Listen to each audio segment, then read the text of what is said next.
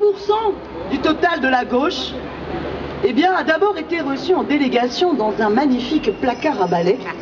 Le Parti socialiste est pauvre en locaux. On ne le savait pas. Eh bien, figurez-vous qu'ils nous ont mis des conditions étonnantes et nouvelles à gauche, du jamais vu. Ils souhaitaient le rassemblement, ils nous ont tendu la main. Madame Hidalgo souhaitait nous tendre la main en nous demandant 3 petites choses.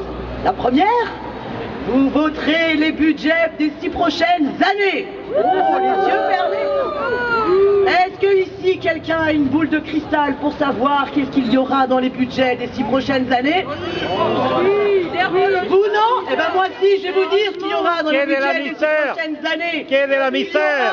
Accélérer ce qu'il y a eu dans le budget de décembre 2013, des baisses de dotation de l'État qui étaient déjà de 1 demi-milliard, et bien l'an prochain, on aura des baisses de dotation de l'État d'1 milliard vu la politique de ce gouvernement. Et ils auraient voulu qu'on s'engage à trahir les 33 604 personnes qui ont voté pour nous, en nous reniant et en devant voter sans broncher ces budgets d'austérité? Non! Deuxième condition, on devait soutenir le programme de Madame Hidalgo. Mais on n'a pas défendu un autre programme dans cette campagne.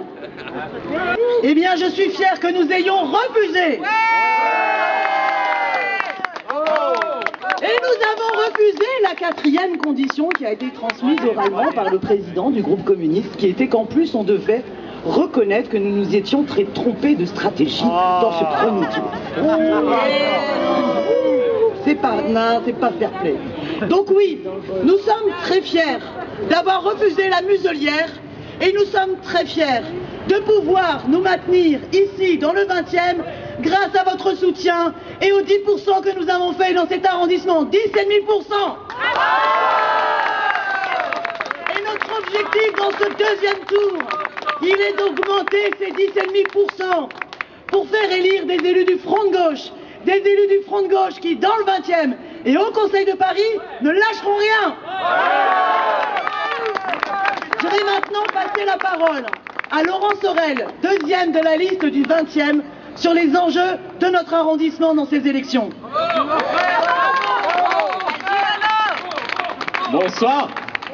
Alors, je précise que je suis à Ensemble, donc ça montre un peu la diversité de cette campagne. Il n'y a pas que le PG, comme certains médias l'ont dit, hein, c'est le front de gauche, alors il manque, hein, on aurait préféré qu'il y ait le PC avec nous, mais en tout cas, on a fait une belle campagne ensemble, et ce que j'entends ce soir, c'est beaucoup plus sympa que ce que j'ai entendu hier au débat entre NKM et Hidalgo. Alors je ne sais pas qui a entendu ce débat, mais ça promet, je peux vous dire, si ils débattent comme ça pendant les 6 prochaines années, au Conseil de Paris, au Conseil d'arrondissement.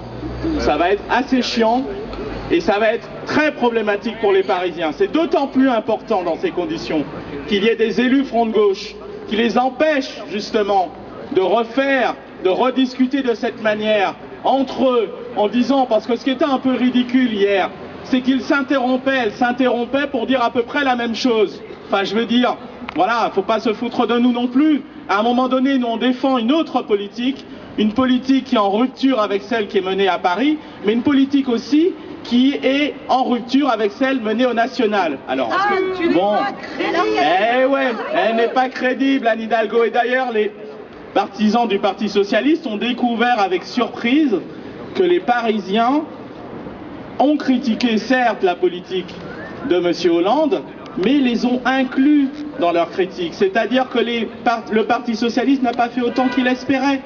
Et ils se sont retrouvés cette semaine en train de se poser des questions sur ce qu'ils allaient défendre pour arriver à regagner cette ville.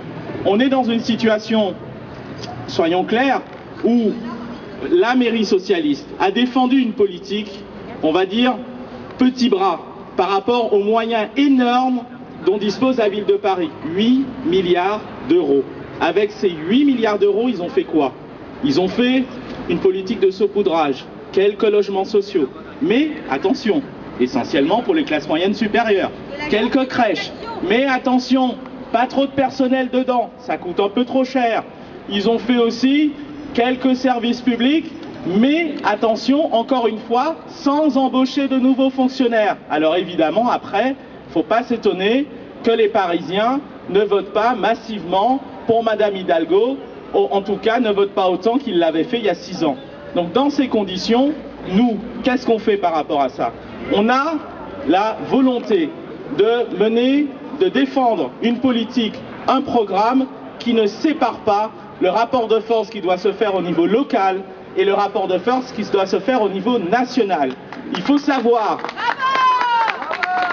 et c'est très important, les Parisiens, eux, ne découpent pas dans leur vie ce qui dépend de la politique municipale et ce qui dépend de la politique de l'État. Nous non plus.